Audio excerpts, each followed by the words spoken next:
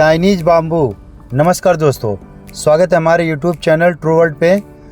दोस्तों, आज इस कहानी में जानेंगे धैर्य और परिश्रम का फल ज़रूर मिलता है। चलिए कहानी को स्टार्ट करते हैं। एक गरीब किसान को उसके एक मित्र ने कुछ बीज दिए और उसे बताया कि ये बीज बांस के पेड़ की उस प्रजाति के हैं जो चीन में पाए जाते हैं। इन पेड़ों की ऊंचाई 90 फीट तक होती है। किसान ने वे बीज अपने मित्र से ले लिए और उन्हें अपने खेतों में बो दिए। उसे आशा थी कि जिस दिन वे बांस के ऊंचे पेड़ बन जाएंगे, उन बांसों को बेचकर उससे अच्छी आमदनी होगी और उसका परिवार एक अच्छा जीवन जी पाएगा। वह उन बीजों को पानी देता, दिन भर उनकी देखभाल करता और रात में भगवान से प्रार्थना करता कि उसके सपने पूरे हो जाएं और उसे इन बीजों के 100% परिणाम मिल जाएं। वह रोज़ अपने खेतों में जाकर देखता कि बीज अंकुरित हुए हैं या नहीं, लेकिन उसे उनमें कोई भी परिवर्तन दिखाई नहीं पड़ता। इसी तरह एक वर्ष बीत गया, लेकिन उन बीजों में अंकुर नहीं फूटे। अन्य बीज सामान्यतः एक सप्ताह में अंकुरित हो जाते थे और कुछ महीनों में ही फसल आ जाती थी। उस फसल के द्वारा ही किसान के परिवार का भरण पोषण होता था।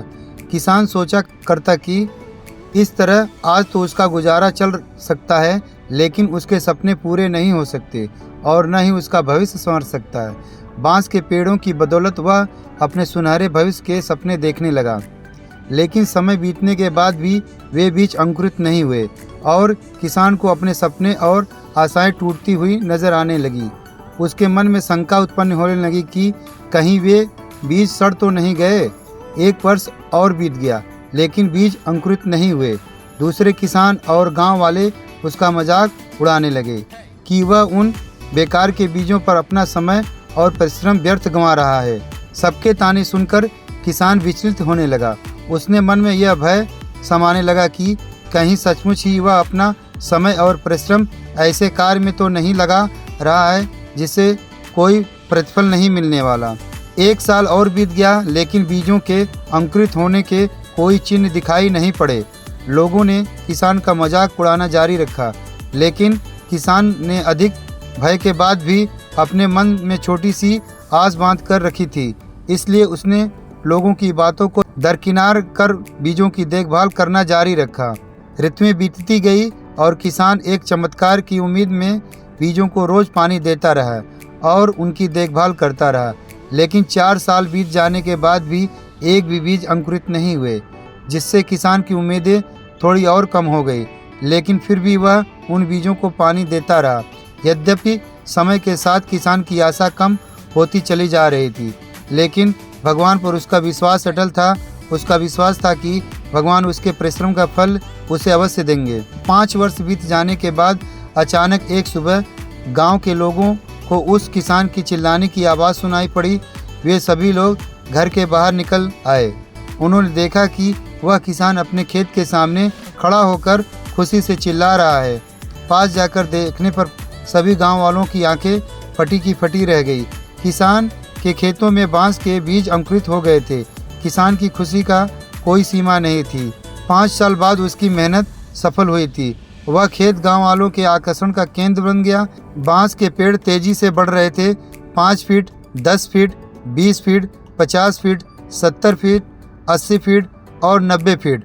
5 सालों में खाली पड़ा किसान का खेत मात्र 5 सप्ताह में 90 फीट बांस के पेड़ों से भर गया। इस चमत्कार को देखकर सभी दंग रह गए थे।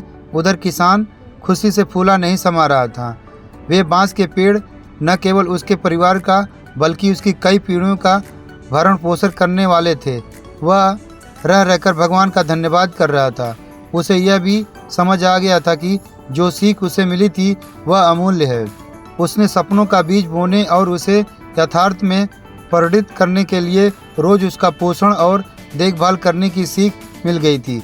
उसने लोगों की नकारात्मक बातों पर ध्यान न देने का पाठ भी पढ़ लिया था। उसने अपने भय और शंकाओं से परे हटकर अनवरत परिश्रम करने का महत्व समझ लिया था। साथ ही भगवान पर उसका विश्वास और अटल हो गया था। किसान ने पूरे गांव के सामने एक उदाहरण प्रस्तुत कर दिया था, जिसके बाद गांव के अन्य किसान भी अपने खेतों में बांस का पेड़ उगाने लगे और धैर्य से हर दिन उसकी देखभाल करने लगे। दोस्तों, किसान ने तो अपनी सपनों का विश्वास बनाए रखा। आपका क्या? आप अपने सपनों को पूरा करने के लिए किस हद तक परिश्रम करने के लिए तैयार हैं? आप में कितना धैर्य है? अपने सपनों का विश्वास रखें, खुद पर विश्वास रखें, धैर्य से परिश्रम करते रहें, सफलता जरूर मिलेगी। धन्यवाद।